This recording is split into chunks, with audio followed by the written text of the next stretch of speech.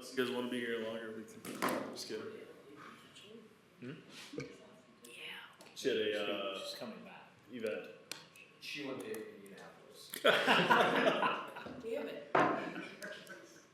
Alright, we will call the Sartell City sorry, Rob, are you good? Yeah. Call the Sartell City Council workshop for April 13th to order. First order is approval agenda. We have the Mill District next steps as our one item on there. Is there a motion to approve the agenda? So moved. Is there a second? Motion and a second, all in favor? Aye. Opposed? Alright, Mill District next steps. I will take this. I did not put these slides together, so it might be a bit rocky, but we'll work through it. So IG, our owner's rep, presented earlier, along with listing materials that they provided to you and some other reports in their exhibits. They'll market the site using these materials until their contract is done, which is July 1st of this year. So they'll focus on recruitment efforts. But we're looking for guidance on the next steps after their contract is done. Once again, we're aware that IAG has the best site awareness and context because we worked with them for almost a year now. And they're involved in nationwide searches and have a lot of connections as well. But we're looking for some guidance of what to do after their contract is complete. If we go into listing agreements and how those are comprised, generally IG should be very motivated to sell for value rather than some sort of economic development initiative where we give away the land for $1 or have a trade of that. But they would, in the future, if we would go with a listing agreement, they would make that agreement situated in the fact that there would probably be tiers of what we would owe them instead of commission, because likely that would be zero. If we go back to Niron, we gave them the property as part of a subsidy agreement. So we know how those can be set up, and IEG has worked with government agencies before, so there'll probably be tiers instead of just commission based for that. So looking for guidance of what to do after their contract's complete. I'll turn it over to April though and go through some of the improvements needed for the site, unless you want to have some dialogue before we jump into the improvements needed for the Mill District of that. Or should we just do it all together? And Yeah. Okay, April? Yeah, Mayor, members of the council. So we did meet with BNSF on the site not long ago. And you may have seen some of this information already, but the current crossing agreement is with the previous owners of the site, and they will not transfer that agreement over. So we would have to establish a new agreement for the crossing. In doing that, they would want improvements to that crossing depending on what we would want to do at that site. Trains currently don't sound their horns, although Bart indicated they have recently. It doesn't meet quiet zone requirements currently, so they're not sounding their horns voluntarily. I think it's because there isn't a lot of traffic there, and it is quiet zone, both on either ends of it. So if city wants to keep it a quiet zone moving forward, there would be necessary improvements to keep it a quiet zone. There would also be necessary improvements in order to accommodate pedestrians if that's something the city would want to do moving forward. And then also BNSF would indicate that they want improvements to the tracks themselves, the arms, the lights, and that would be dependent on traffic loads and some other items as the site develops. You can kind of see the estimate there. It's right around $1 million, depending on what the city would want to do moving forward. About 500 to $750,000 of that would be what BNSF would want to do with the tracks themselves. Quiet zone requirements, $50,000 to $100,000, and then pedestrian traffic to accommodate that would be, that's supposed to be $10,000 to $25,000. And then want to note that currently the city does not have any funds budgeted within the 10-year CIP for any of these improvements. If you want to go to the next slide, Rob.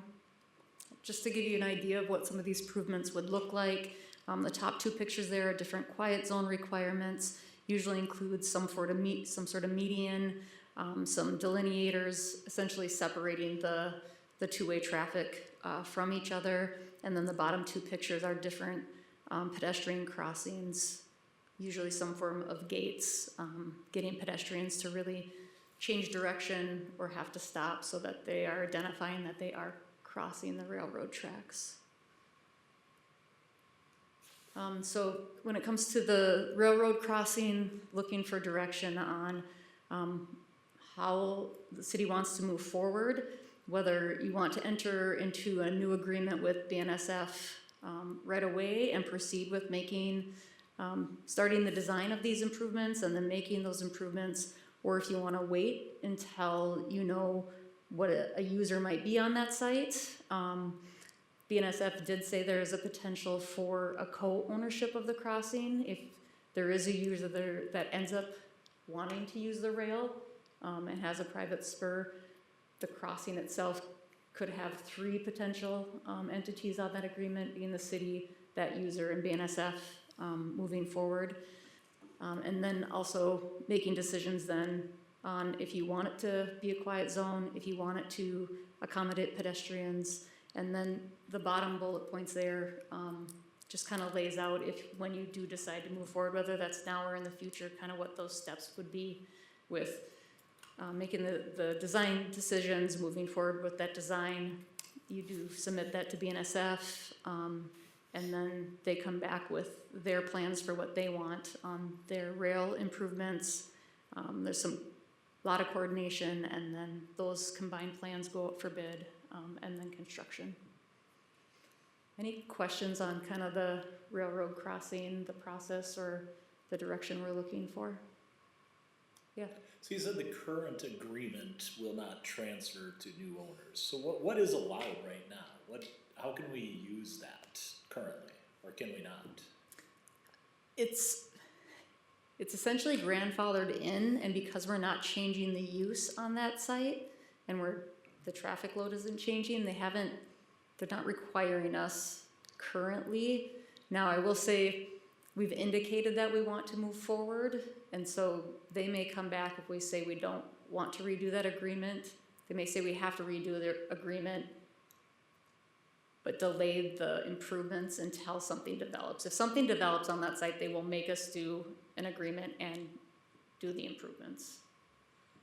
Okay. Any other questions on the crossing? What is the leverage that they have with us to force us into doing something with it? Federal law. I mean, they're gonna sound the horn more, or what? They could take my thing. They have their own law enforcement. Tell our law Close the enforcement to crossing basically off. stand down. Yeah, it's a safety thing. They could close the crossing off. Do you remember the fire?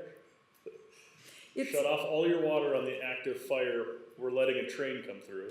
it's why the second crossing got closed, because it wasn't up to standards, and they told AIM, you need to make improvements or close it down. And they didn't make the improvements, so they closed it down. So really, even regarding the mill district itself, I mean, we're at the mercy of BNSF if we're even able to get the crossing. No, the crossing will stay. They just will tell us, they just will have a huge influence on what improvements have to be made. To make the crossing as safe as possible Correct. for the use that we intend to use it for, or will use it for. And if we want pedestrians, quiet zone, all those other items. Correct. But it would be subject to what type of user we would have in there based on traffic load. Yeah, so if you recall, we do have a study planned for the intersection with Benton Drive that we're required to do with Benton County. with that, we are gonna do, traffic load projections based off of land use of light industrial, cause that's what it's zoned for. And we'll provide them those traffic estimates. And as users come in, we'll update those traffic estimates as well. I know we got a comment, or, conversation with them about that closed entrance, that we would not be able to open it, but was there ever any discussion about moving it? Have we ever discussed potentially moving it, was that amenable to them? They were open to moving it. It would, the cost of moving it and making improvements in a new location, this number would increase significantly. Sounded like David actually would like to move it, but because of the, you know, the curve and Yeah. stuff, so. Yeah, but they, as of right now, they are not gonna pay for any of it. The only way they would entertain paying for any of it is if you had a user of the rail. And in general, the rail doesn't love crossings, right? It's an inhibitor of theirs. Not at grade. Everyone in the rail industry, or let's just specific to BNSF, everyone throughout the organization has some level of compensation tied to safety on the rail. And obviously every crossing introduces a safety risk. And so I know at one point they would consider or talk about reopening the second one if we could find somewhere else to shut one down. And again, if you have a rail crossing today, whether you're a private entity or a government entity, why would you want to shut it down if you have it today? So, Two, generally you have to shut two Two for down one. to open one. okay. Council, maybe bringing us back to the broader. Sorry, is there anything else? Overall, we just have another slide for the public amenities portion of the mill site, but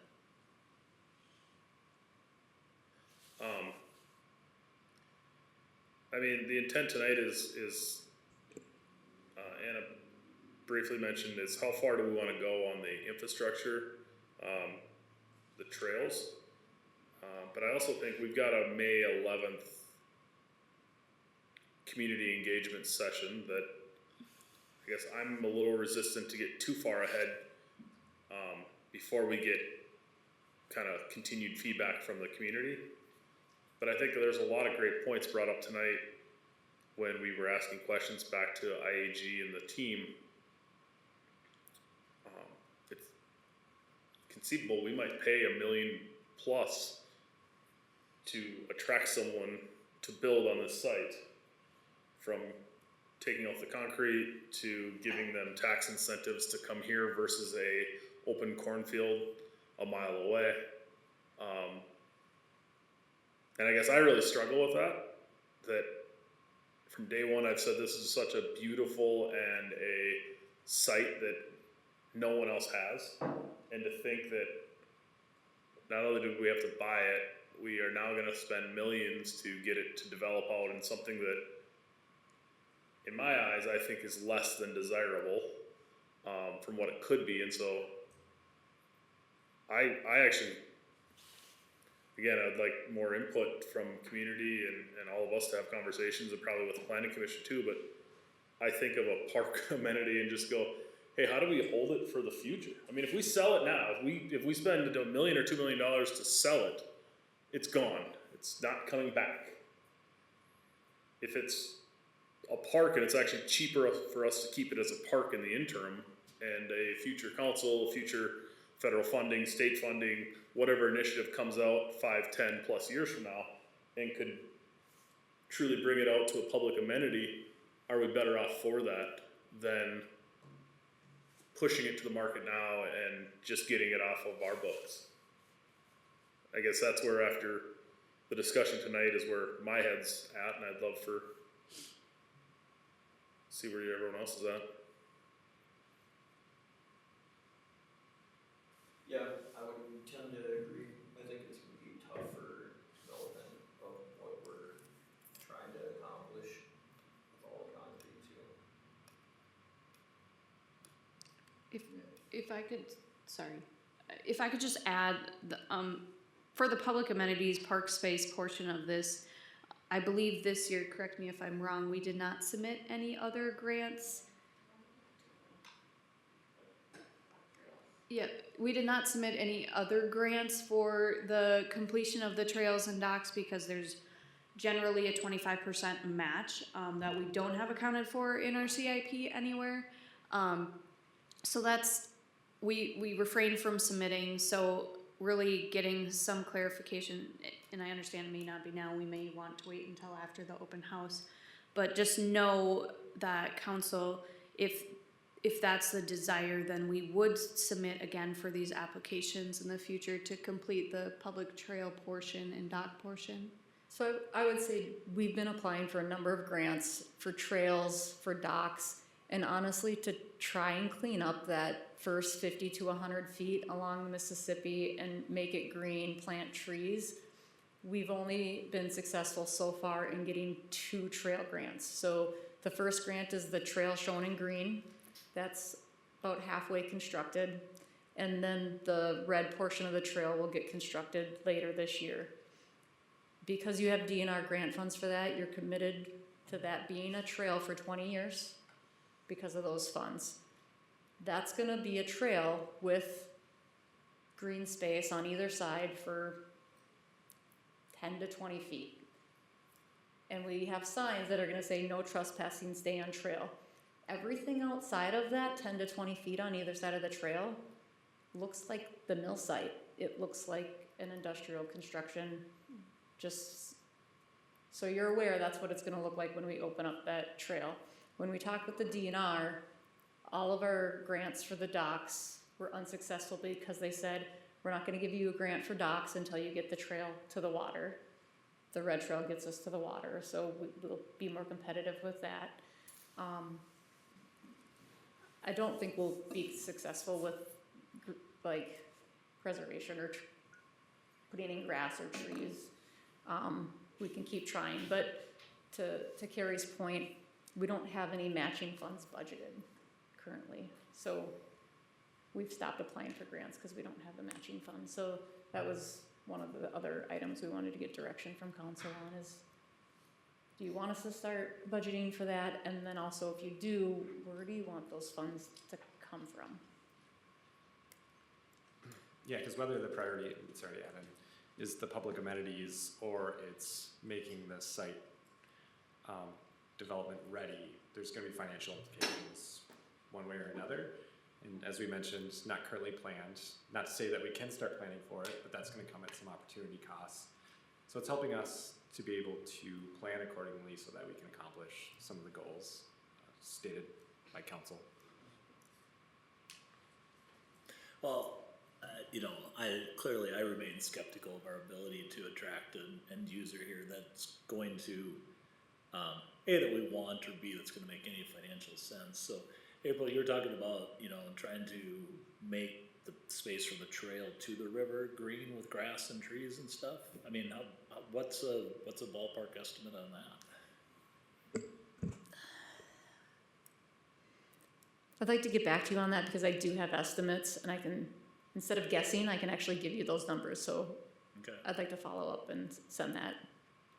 For clarity, we are committed, based off prior action, we're committed to finishing the green and building the red, Correct, and then maintaining that for 20 years. correct. And the shaded area and outside is the landscape area, shaded around the whole trails. It's not that wide for what we have funds for. That's what we're trying to get funds to do. So right now it's just a path. It's the path and 10 feet on either side of the path. With whatever grows in concrete. No, we're removing 12 inches of the concrete, putting in 12 inches of topsoil and planting grass. So we're doing what we can to make sure it'll look nice for the area we can afford to do. Our parks team is working to figure out what types of vegetation, different ways, growing up versus down. Yeah. Different types of, there's already trees and things that are growing out there, so we're just gonna steal. It's telling us what can grow out there, and so we're learning what to plant. And they're pretty they're pretty excited, and they have a lot of creative ideas on how we can kind of polish things up a little bit, so. And what's the total distance of the trail? It's just over a quarter of a mile. To me, it's about creating a barrier on the east side of the trail so that we don't have, kids biking over there, wandering over there, which then get access to the railroad. You could argue, hey, they could access it today, but I think as we open up the pedestrian bridge, it's going to become a highway for them, where today they'd have to go over the main bridge, and there's some restrictions, but. Scooter park. Yeah, maybe that's a scooter park. Again, I'm just hesitant, and I agree with Pat. I don't know that we're gonna find a desired candidate to build on the bigger spot, and from what I hear, it's cheaper for us just to hold on to it and keep it a park until something changes into the future, whether that's market dynamics or there's additional state, federal funding. Mayor, one thing I wanted to elaborate a little bit on from my Friday update, I think I had shared stakeholder input from our local group of developers and a ton of folks that we have a lot of respect for, that have really guided some of the work throughout this process. And we walked away really relieved because they felt like this plan was significantly more realistic than what they had seen before. So that felt good to hear their feedback. But the biggest and loudest feedback we heard from them was that one of the most prominent assets of that site is the spur. And so they just offered up the suggestion, and Jed, you kind of talked about this in the council meeting, of at what point is the council willing to move in that direction? It's not to say that you give up on the public amenities, it's just having a proper buffer between the two, which is possible. There are sites all over the place that have that. But being willing to accommodate a more heavy industrial that would use the rail spur, being that that's probably one of the biggest assets of the site. And if you could recruit something of that nature, they likely would help. BNSF would likely contribute towards the rail crossing improvements. And they'd be a much more financially committed partner. So just something to think about. We have declined heavy industrial users to date. And so I think that some of those stakeholders are aware of users that would be interested, and then Deed stopped me on the way out and said, if you are willing at any point to go heavy industrial, I can send you 5 names right now. Who they are and whether we want to believe, but I think the rail and the asset of that spur there is highly advantageous. It's just, is there an appetite to consider that? If you're looking for tax base, I think I tend to agree with what I think I've heard from you in this workshop and in the regular council of, are we really going to get light industrial if that's not a distribution center? And then knowing all the concrete there, it's probably a stretch, but I do think if you're looking for tax base and willing to do heavy industrial, I do think there's a market. And I would love to see if we could then split it off and use that north side for the recreational path. And that's what IAG has said. They're like, there is still a way to do both. It's just they felt like they heard it loud and clear that we weren't interested in heavy industrial or didn't want to go in that direction. But it might just, it has to make sense financially too. What about the data center conversation? I mean, this is a place that in terms of data center, obviously, with water consumption. That was actually. There's plenty of noise with the dam there. That was on the south side and then have a park on the north side. That was one of the stakeholder feedbacks too, that they said, be looking into that. Excel was at the meeting, and so they've already kicked off some research into whether there's power access. 2 components. One is that right now data centers have mostly been looking for large acre, like much more expansive space than what we're offering. And so that was one thing that they're looking into. They were looking into the vibration from the rail. Sounds like that there are data centers that wouldn't be an issue with.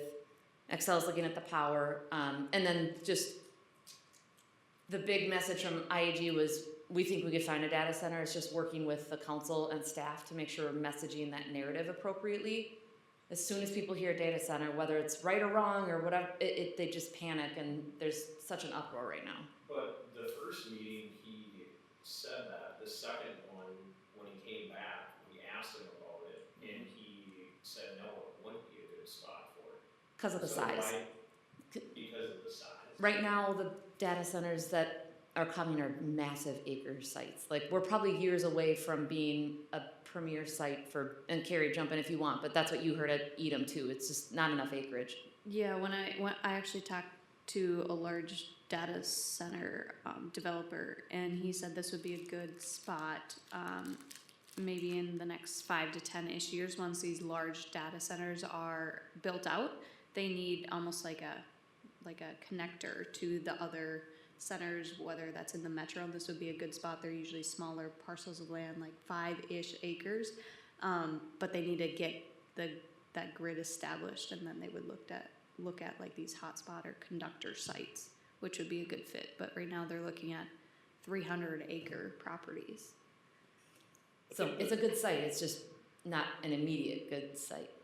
From a logistics side, talking about heavy industrial in the spur, I mean, if you put your business hat on, if you go here, you have one mode of transport really in and out, and it's with one provider. It's BNSF, and so they get to control what your rates are going to be, because it'll be tough to bring back truck traffic to this site.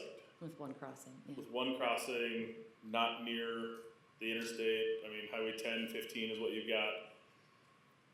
And so anyone that's looking to build an industrial, heavy industrial, is gonna want multimodal. They're gonna want the opportunity to bring truck in and also have a spur, and be able to shift between the two based off of market demands and costing within the market versus rail or truck, depending on which one is more advantageous from a cost perspective.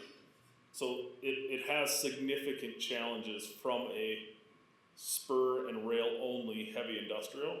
Those users are paper, which we know is not really a thing as it once was, or it's steel manufacturers, and it's just not big enough to be a steel manufacturer coming in and off the rail all the time. So I also think there's significant challenges with trying to land a heavy industrial simply from a logistics side of it.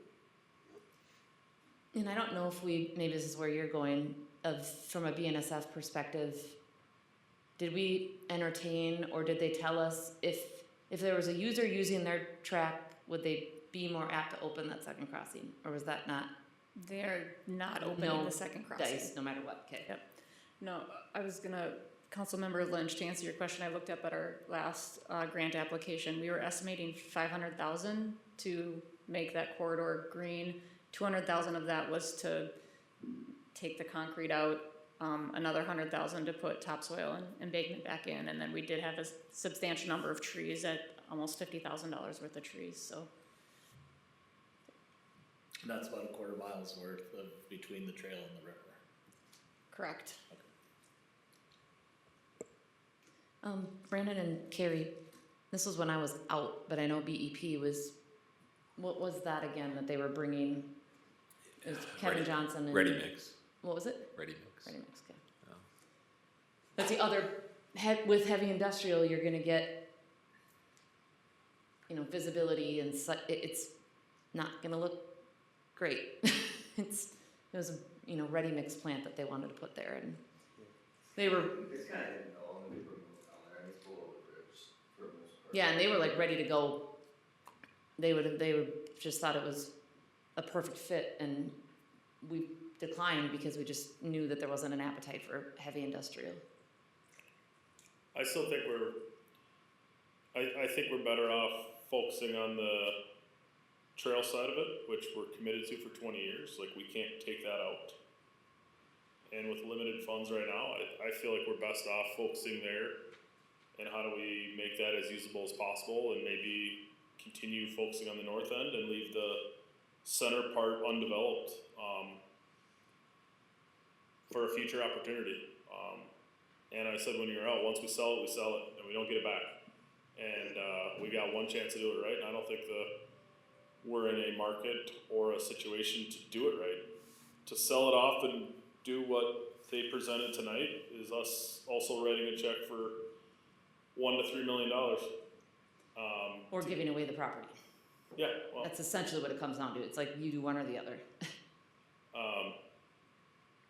and so if we utilize the river frontage for a trail access and maybe something up to the top, and you know, there's one building up there. I know there's a couple different local developers looking at, could that become something? Maybe it could, maybe it couldn't. If it could, what's the limited infrastructure demand for that to turn into something? I don't even know. But again, it keeps future opportunities open from a federal, state funding perspective as well. And in that, we just toured a group and with a developer last Wednesday, and interestingly enough, they really weren't all that concerned about what we've referred to as the belly of the site. They just wanted to know what's the buffer going to be. Like, they loved the trail, they loved the river walk, they loved a pedestrian bridge. They had local ties to Sartell, so I think that was part of it. But as they were walking the trail area, they're like, wait, how are you going to keep people off of that? And what's that going to look like? And they cared less about the actual development of it and just more about separating the two.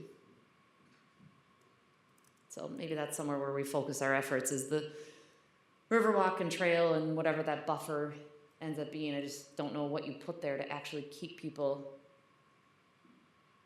off of the other site, part of the site.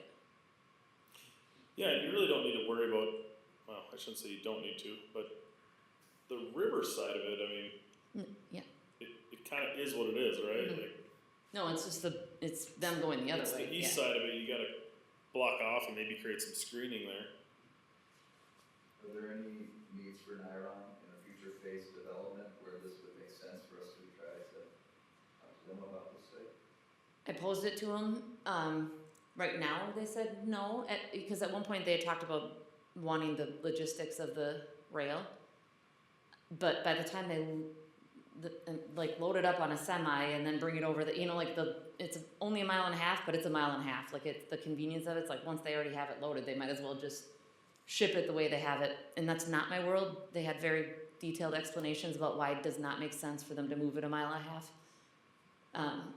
They love the fact that it's there, but it just doesn't make a ton of sense from what it sounds like, logistically. Yeah, I didn't know about the shipping, I just didn't know if they had some. Storage or. Other big phases, but if they had any other small phases, since they already have one here, would it make sense for a small phase to also be here? The one thing they did say is that, like ancillary products that go into their product, they're like, if there's, iron or like some other user that was a part of what they need for Niron, like that could be something at some point. But again, you're gonna have piles of scrap iron, I don't know. Again, if I'm that company looking to be closer to Niron, why would I wanna go over the railroad track to bring my product in and out? Like, I can't use the railroad track to help Niron, the railroad doesn't go to Niron, so I'm trucking it, and it's like, why wouldn't I go down County Road 29 a mile or somewhere closer to Niron? I thought at one point there was a discussion, this had to be 5 years ago now, with BNSF about container storage agreement or a lease or something, that they were looking at empty container storage using the spur. Is that something they'd want to own the property, or would they lease it from us for 20 years to do that? I mean, it's all contained for the most part. If you drive by a container yard in bigger cities, it is also a homeless shelter. Sure. And Great public safety. At least do I get. You have to get boat patrol and everything, that's gonna get expensive. I mean, honestly, one of the things we talked about at a Metro bus 5 years ago, 6 years ago, was moving Metro bus main operation there. Kind of one of the same things. Like, is that really what we want on that site? There's a construction company commercially that has a facility in Rice and does a lot of work in Sartell, and they wanted to buy that and put all their equipment there. It's like, as you drive over the bridge, do you want to look down on all their laydown yard? Like, I mean, I think that's an important question for the public too, as we bring it back in though, is the reality, right? Because if you just leave this green, all you're doing is kicking the can down the road to Pat earlier, right? There might be future federal government money, there might be whatever, but you're talking about not doing anything with that property for 4 years probably. By the time you're able to, remove all that concrete, you still always have the access issue. 10 years from now, 20 years from now, unless you fix that, you still have it. And I'm sure the overpass is 20 million today, it's gonna be more expensive then. So I don't know that you solve a lot by kicking it down, you might have an opportunity, but to me, that's the public's, from somebody who came into the city post the paper mill and doesn't really have an affinity to that, other than it's a nice piece of property on the river. I don't have a lot of affinity there, so to me, it's tax dollars to get who put in there. You have all that concrete and you have all of the access issues. I don't know why we wouldn't just use it for what it is and get their feedback and move on. But I also know there might be some ties and some history and some feelings around that, which I would love to hear from the community as well. Because either way, they're gonna want to know that if that is what the outcome is, hey, there's some nostalgic there, there's some history, we want to maintain this. To your point earlier, I like, hey, I just hate to see that property turning into anything else. I would too. But at least then the community made that decision, and then when they start getting frustrated in 7 years that we haven't done anything with it, we can say, hey, but this was what you said. We are waiting to see if there are other federal, funds that come available for us to do what you want us to do. Because right now, I'm very skeptical that their plan is going to accomplish. I worry more about the destination piece of their plan than selling 2 buildings down there. Would it really attract people to use that bridge to go down there? I mean, you got an industrial building and a place for kayaks to launch. Like, my head can't envision how that would work together. But yeah, I likely agree with most of that. But I also look at it and go, hey Rob, how long until you can find $3 million for us to pay someone to take this off our hands and build? He'll be retired. Like, right? That's a reality we're facing. Is we're going to have to pay money. There's probably a tax increment financing part of it. Like, are we gonna see a tax base out of this in 10 years from the time we sign it over to someone? Maybe, maybe not. I don't know, when you say deed says they can send 5, right away, I mean, are these people who would pay to acquire the sites, or? I mean, that's the impression that group gave us. Yeah, if it was the right site for the right user, I mean, I guess I'd be willing to explore heavy industrial, because it is significant tax base. And I guess another question I had is, what are we gonna talk about on May 11th? Is this what we're gonna talk about?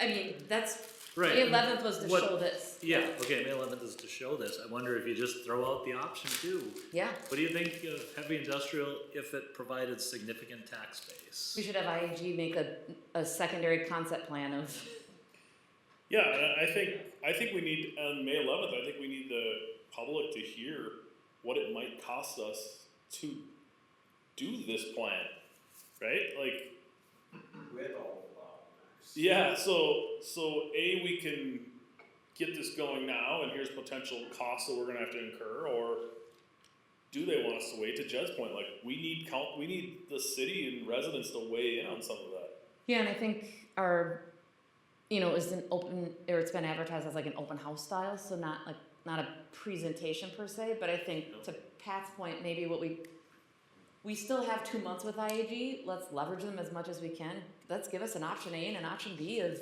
using that rail spur and having a buffer and heavy industrial and present both. Yeah, I guess I would say before we say that it just won't work for anybody, because of the truck and tracks and the truck traffic and all that sort of stuff. I mean, if we were willing to open it up, we could at least talk to people and see whether it might work. Well, and we approved tonight that they're gonna market it on the like open Yep. market tomorrow. Yeah, not for heavy industrial.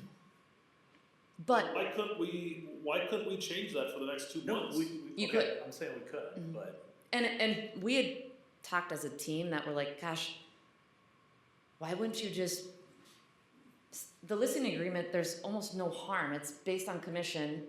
let them go out and see what we can say no to anything. And Right. so, Yeah, I would love to hear anybody that they. yeah, just bring it our way and we can always say no. To me, it's a very short term, and it's only 2 months, but it's a short term. Why wouldn't we take all the handcuffs off them to say, go find us a buyer and make us say no in the next 2 months? But I also think when we first brought this to the community, we did a survey, and I'm not sure who did that survey, but if I recall, we got really like a ton of responses back. And I think before we take, I'll assume their listing agreement's going to expire. At that point, I feel like we need to go back to the community to say, hey, We didn't sell, yeah, and now what? we now learned a ton that none of us knew going into this, and so we spent some money to learn what the market's willing to bear. We also had a similar conversation about a piece of property next to a landfill, and lightning struck. Yeah. You know what, you gotta be somewhat optimistic that, you know, something comes down the line, so. And just to be clear, so that we're all on the same page, so our agreement with them for the owner's representation is till July 1. Because we didn't do an RFP for a master developer, they're gonna get it on the market for 2 months. But the reality is, you guys know the real estate, like, it's not gonna sell in those 2 months, and they're not gonna really be all that motivated to sell it because they don't actually have a listing agreement with us. And so, they may bring us some leads, but if we wanna cut them loose for 18 months or whatever it is, you put them on a commission-based list and tell them, bring us every option you possibly can. We want to be at least able to say no and yes and consider them all. And No, if they brought us a user who would pay us cash for it, I'd pay them a commission. yeah. Yeah. Well, and I will tell you that Jeff, he kind of corrected me at one of the meetings when I was, I made the comment that we're probably gonna have to give this away for $1, and he corrected me and was like, he's very adamant about that. Like, they're motivated. They get paid by commission. They want to sell it for money. They don't want to give it away. To Tim's point, the Niron example, I guess that's maybe a better way to convey what I'm feeling on retaining this property, that if it's not ideal, Yeah. we retain it, because once we get rid of it, it's gone. Is there another Niron opportunity that comes about in 5-10 years? I don't know. And you probably don't know unless you get it listed, truly. Well, yes and no, right? What's our cost of holding it versus cost of pushing it out to a less than ideal? But do we know that it's less than ideal yet if we haven't actually considered it? Right, and I think that's what potentially 2 months, potentially 5 people from deed can give us some line of sight to, but. Yeah, and I just, from a staff perspective, like, if this was our only priority in the city, we could dedicate a ton of time and energy to it. But it is not showing a huge ROI like the healthcare hub, and financially, obviously not. We have a lot of competing interests. And so my fear is, like, I'd want to know from council that there's an acceptance of it just sitting there, because we're not chasing after leads. We are focusing efforts elsewhere. And so if you're not listing it, it is like you are not getting leads. Right. It's not coming from us. So well, it's inventory that allows us to respond to leads, which is exactly what happened with the Niron. Except for we went and got that. So, like, Niron didn't come to us without, like, we responded to a deed RFI and went and gotten that. And that's not going to happen on this site, because we are, like, it is not a priority. You need to list it. We watch the RFIs and we kind of try to see, do things align? Do they meet the needs? We would submit if it would. If it would fit, but that would be a very rare scenario, because the RFI process is going to be I don't know if you ever saw the Niron one, but it was like 2 full pages of requirements. The single access being probably but that is going to be the only option you're going to get from here, where if you list it, you at least get them bringing you options and you can say no. But it's just a matter of how much exposure do you want to have to the site, because if it's led by staff, I'm just telling you it's not a top priority of, like, we just don't have the bandwidth to be out chasing for a site that doesn't have a ton of potential with it.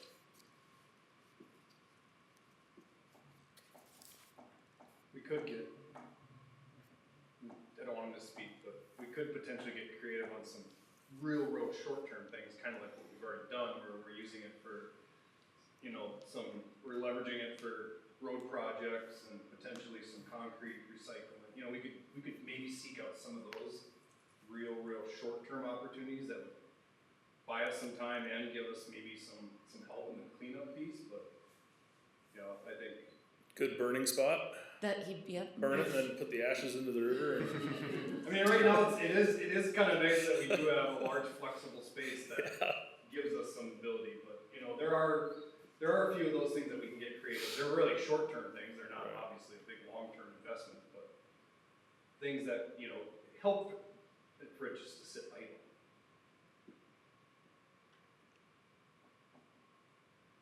But we will have to make, or would appreciate guidance, I guess, of, do you desire a formal listing agreement? It obviously would make the most sense with IAG knowing that they have the full context of the site. What is that, what would that be, monthly, yearly?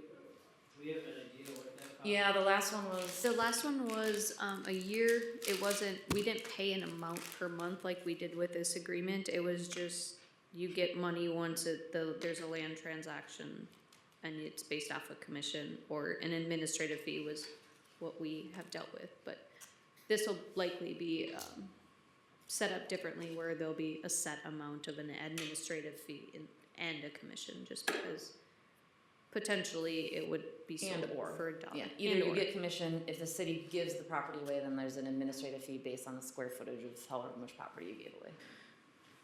But usually they're like 12 to 18 months. And it's based on selling. I guess I would be in favor of trying to list it and see what comes our way, and like you said, we can always say no. I don't disagree, Ryan, with, once we give it away, we don't have it anymore, it's kind of the same as the golf course. But if we found the right user, my point is, if we keep it as a big park, gosh, the little strip of land along the river is $500,000. We're not gonna be able to develop 25 acres into a big park for decades. So. Yeah, I'd be a fan of listening with giving them the ability to maybe have the desirability for either manufacturing and doing the things and that, let them take the gloves off them and see what they can bring back for options, because we can always say no. But then whatever listing agreement we have, I would want to make sure that we have the ability to get out of it as needed, right? So it's not a perpetual or doesn't sit there for a long time. I know a lot of times these brokers like 2-year agreements because it takes 18 months to sell a property like that. So I definitely would like to give them enough time to make up on it. But I also don't think, Ryan, we can go to the community right now and say we don't really want to do anything here until we list it, because I think we put so much into it now that I think unless we go and see what the buyers are out there from a listing perspective, I would think that they would push back on us a little bit. Yeah, I mean, I could probably get on board with listing it, but recognize that not just our residents, I think there's been a ton of marketing done, press done on the Mill District and what that, could become for the whole region. And then for the next update to be, we just listed it as an heavy industrial for sale, I think we get a ton of blowback that we need to do some education to the community as to why we are listing it as such and bringing that opportunity before just listing it. And maybe, I don't know if May 11th is the right forum for that. And that was kind of our intent, was basically to paint the why of like, this is why we got here, is we can't meet your vision without spending $35 million in taxpayer dollars for a very small ROI that'll take 15 years. And so here's your options, and maybe it is that we put a secondary one there of just get a pulse. I do think there's more people like you, Jed, that weren't here when the paper mill was here and don't necessarily have that strong affinity. And so it's hard to gauge, like, what is the community what is their reaction gonna be? Do they really want us to spend that money to deliver something that is not fiscally responsible? But I think we can use that May 11th to gauge some of that, educate.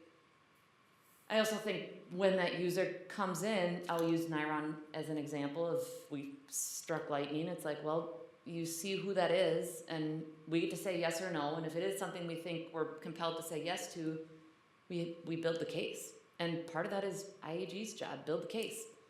Help us understand the ROI and the tax base and the jobs and the economic impact analysis. And I mean, all those things that we had to do for Niron when nobody knew what a rare earth free magnet was, you do it again. And you help people understand why we are where we're at and why it makes sense. And we have to all feel good about that decision, that we feel like we can make that case, of course. And to Ryan's point, be okay with saying no. Like, nope, this isn't the right decision.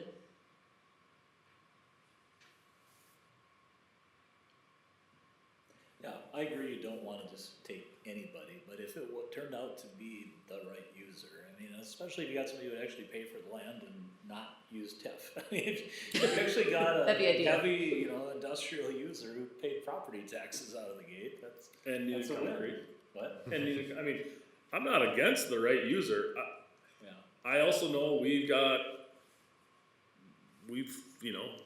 tore a lot of the community apart with half a council wanting to sell and half the council not wanting to sell. And if the deal's not right, we have to be on board with not selling and not saying, well, we put the time and energy to list it. We have an offer, we have to go with it. The answer might be no. Yeah, it very well might be no. I don't think anybody is saying just because we list it and we have Right. a party interested that nothing obligates us to accept that. Yeah, I definitely would wanna make sure that we don't get back to then having to accept something, of an option where we keep our choices, but I think this is a completely different situation from the perspective of the amount of money here and the problem that exists.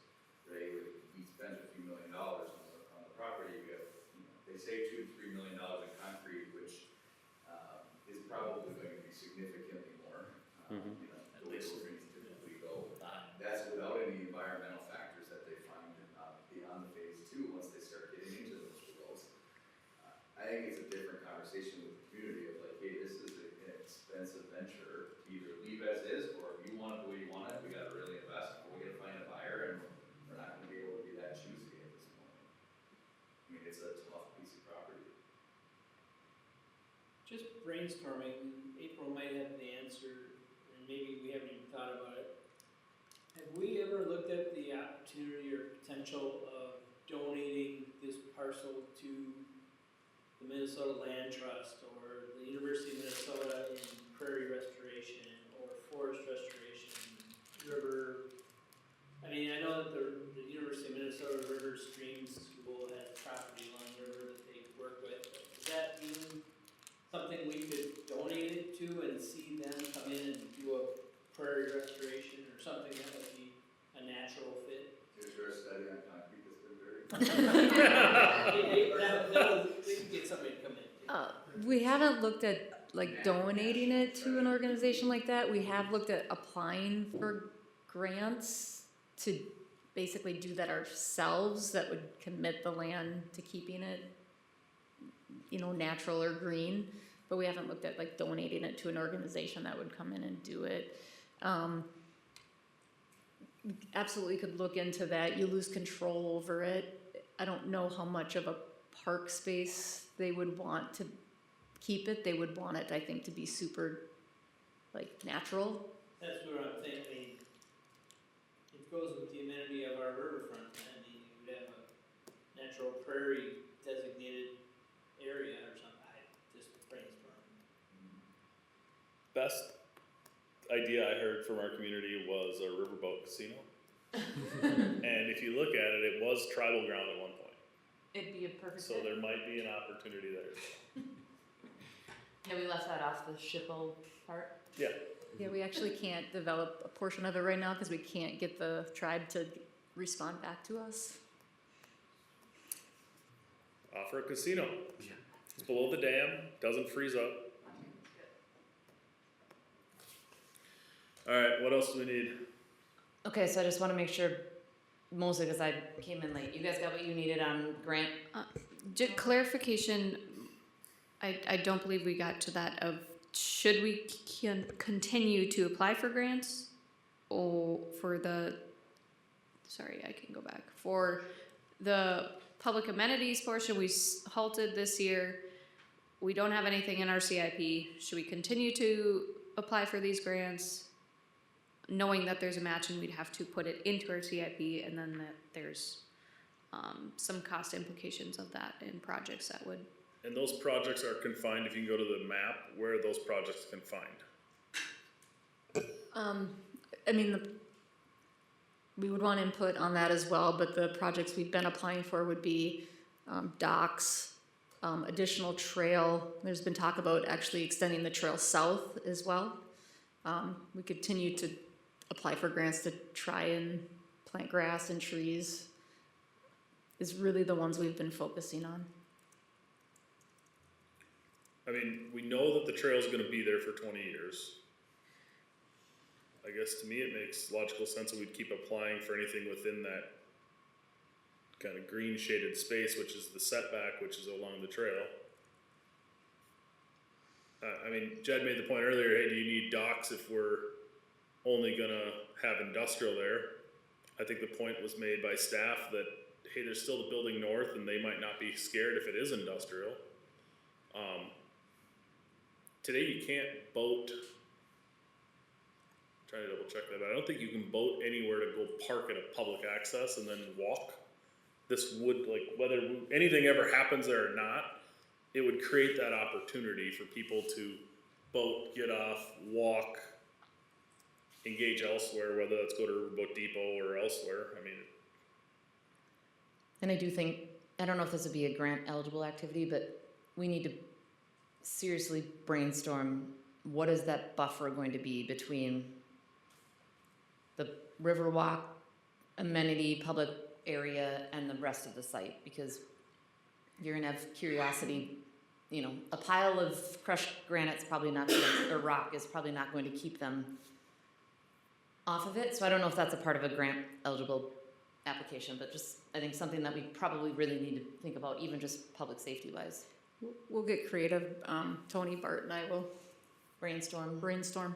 One thing to clarify too, is that we did not apply for any grant applications this year, which would have been for construction 2027, which means the next available grant applications will be 2027 for 2028. So it buys us a little bit of time from a finance perspective to see where our park funds are at.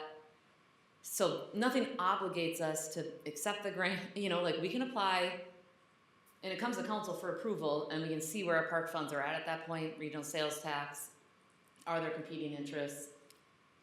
And it's likely a 2027 application for a 2028 project, which opens up a little bit more comfortability from a staff perspective.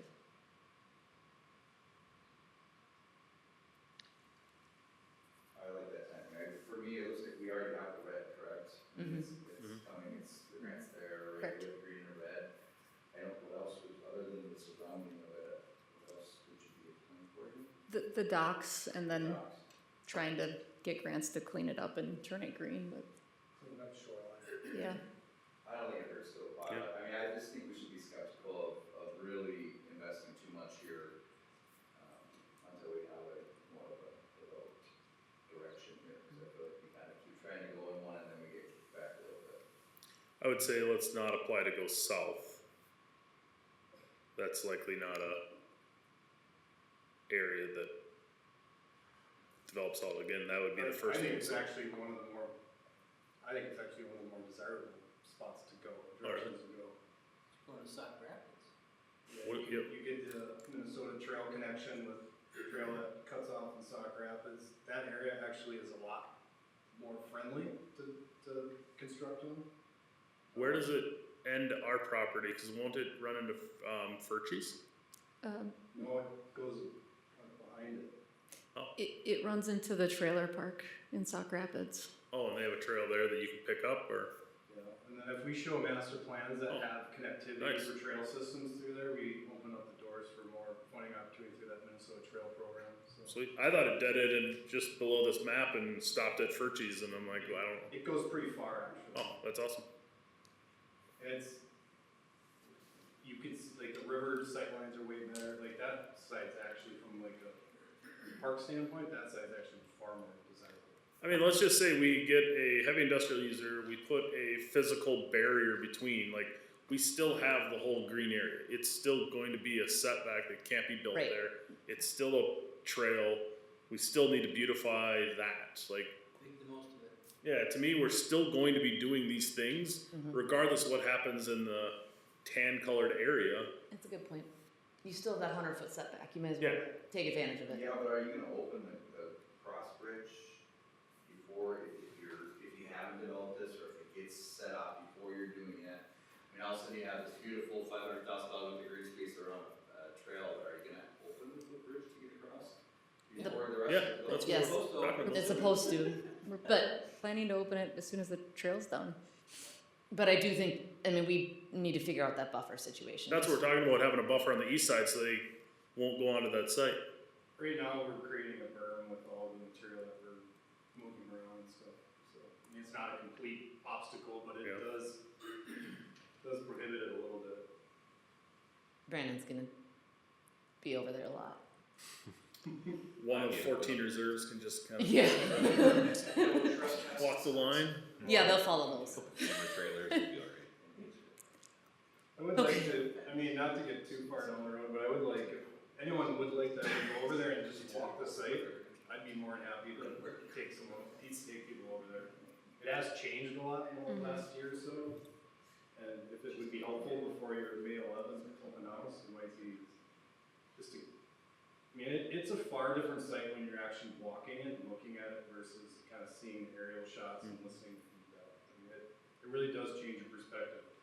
I mean, I'll say both ways, but spending a lot of time over there this summer really kind of changed my mind and got me thinking of a lot of different things than just looking at it from an overhead shot all the time. It's a beautiful site. Yeah. Park is. And then just to clarify for direction for that May 11th, maybe having a couple different options that IEG will present as far as heavy industrial and park and buffers, and is that what you guys are desiring? Somehow get input on, educate that this is where we're at, and then get input on a few different options that are some version of industrial. One other additional point of clarification that I just was thinking about as you were talking, we were planning on putting out a press release after tonight about their final recommendation, and I just wonder if, based on our conversation, we maybe tone down the release of information and hold off And maybe just invite people to that May 11th? and just do an invite. I just don't want to paint this very celebratory picture of this final recommendation and then be in the exact same spot after Anita's recommendation where we're like, oh, just kidding, we can't do that either. Yeah, I wonder if we almost treat their recommendation here as a draft and it's amendable based off of the community feedback and Yeah, and we will get, Nikki's gonna get the Canva, like, we're gonna get the files to be able to edit it, and so we'll be able to play around with it and make sure that, whatever product we wanna use is what we need, but also recognizing that if we're gonna give them commission for listing the site, we're gonna leverage them to go do that work too. So maybe make it more of the tone of continue to help us shape what Yeah, we invite wanna them see and there. help come understand, Yeah. Educate. and I think some element of fiscal responsibility needs to be within that message. And that was truly probably one of the biggest items that we heard from that stakeholder group. They were like, look, we commend the council because this is not easy. Like, this is hard when you get this really beautiful plan, and yeah, in a perfect world that all looks awesome, but kudos to them for recognizing the amount of money that's gonna have to go into that, plus the time and just overarching fiscal responsibility to have the courage to step back and say, we can't do that to our community. That's hard. And they were all very appreciative of being able to just have that tough conversation and level set and still move forward. So Also, just direction on the railroad crossing. At some point, I mean, Councilmember Lynn, she said it, BNSF will make you do upgrades or at least update that agreement. So if you want to plan to budget for it at some point, a couple years out, Like 10. like 2, or wait till they, I mean, if you keep making improvements or get a user, at some point they're going to say, you're gonna have to make improvements, or at a minimum, they're gonna say, we need to develop an agreement, because we don't technically have an agreement with them right now. I guess I would favor waiting myself. Wait as long because as I just possible. don't know Okay. how long this user, even if we give it and look for a listing and everything else, I still don't know how many years it might take, so And yeah, that's my own. And they're gonna think, if we say heavy industrial opportunity, they're gonna think the worst case scenario and charge us accordingly, and it might be a less demanding user, and Right. we overpaid. How well versed are we on? Cause I mean, it sounds like we're talking in hypothetical terms or suggestive terms, so I just wanna make sure, I mean, as our attorney said, from the agreement, when we purchased, what our rights were, what transferred, what didn't transfer, extend beyond, just so we know our rights, so that if they do start pushing us around, we've actually researched it and understand what they can or cannot make us do. we haven't, we haven't Haven't even talked to crossed our that bridge. attorney about it at all. I've asked to see the previous agreement, they have not provided it. I mean, I think legally they could close it because we don't have an agreement until we get an agreement in place, but they haven't gone that far, they're working with us, so it is a little bit of a risk, but it is somewhat grandfathered in too. Well, yes, I mean, typically we wouldn't, our title company and our attorneys on the purchase wouldn't allow us to purchase it. Yeah, we would have obtained the Ames agreement. There would have been something usually in there. We would have bought Ames agreement that would have been in place, right? That's There's what an- our understanding is, but they haven't provided it to us yet. Right, we don't have it. So we need to go down that path, yes, and figure the answer out to that. And then I want to believe, but I think I've been collectively Pollyanna naive about BNSF this entire time. But as long as you're working towards something, like if they see it's listed, to Ryan's point, like heavy industrial, light industrial, whatever, but like if they see that we're actively trying to do something and work towards something, I think they're going to be more apt to work with us, similar to like the MPCA on a lot of our regulatory stuff. If they just see us sitting there idle and doing absolutely nothing, might be a different story. Obviously, it wasn't rewritten, post paper bill to the next user. My assumption would be, right, I mean, otherwise we would have their agreement. It sounds like their agreement was with AIM, so my assumption is they rewrote it with AIM, but we don't have it. So I think the direction is we need to figure out what that agreement is. And I'm almost certain, Ryan, you would maybe remember, I'm almost certain that during our negotiations, like it's in our, Yeah. that we were getting AIM's crossing agreement. Now, not that BNSF was agreeing to it, but that AIM was basically like passing that on to us. Yeah, AIM and BNSF had a negotiation because that is when they closed that's part of the closing the north one, and so our closing documents should have that. So we need to explore that path as well. But regardless, I think we stall as long as possible and don't invest a dime until we know what we absolutely have to do on that And crossing. I'm not the guys too, hopefully keeping them happy of saying, hey, we just don't know the user's gonna be at. Totally. I want to invest even more in Yeah. this crossing for you guys, so. And I guess I wasn't necessarily suggesting you put any money into it, more of, do you budget for it in case you do get a user, and then you're at least planning for it, but waiting is probably the best. I'm on board with that too. I wonder if the dam's listed on the previous one too. I was thinking that too. I'm like, they have to allow the employees access. Yeah. So we'll dig into that more. But I think we just buy ourselves to your like good graces, keep showing effort, keep like collaborative partnership. Thus far, they've been generally cooperative from that stance. So Current state, it's their lowest risk. There's yeah, 2 cars that cross it a day for Eagle River, 100%. plus a few employees that want to check it out. Which is I think why they're not pushing very much. Yeah, Right. the least amount of questions you ask is probably the lowest, so we're not Yep. probably either across there. And there are crossing arms, it's not like there's crossing arms there, I think if it wasn't in a condition for the amount of use right now, they would have closed it a long time ago, so. Okay, so apply for funding in 2027, of course, that will come to council, we'll have a better understanding of funds. And then we'll work with IG for May 11th. You guys have what you need? Council roundtable. Jim, what do you got now since council? Nothing, I was looking at my land property people that could donate property. I'll research it. Okay, we'll go with Let us nothing. know what you find. Did you have something Well, for me? the short answer, nothing. Indianapolis-based company. Yeah. Nothing. Look for a motion to adjourn. There's a second in there too. We're adjourned at 8:40. Everyone do research. Brian, who was the motion?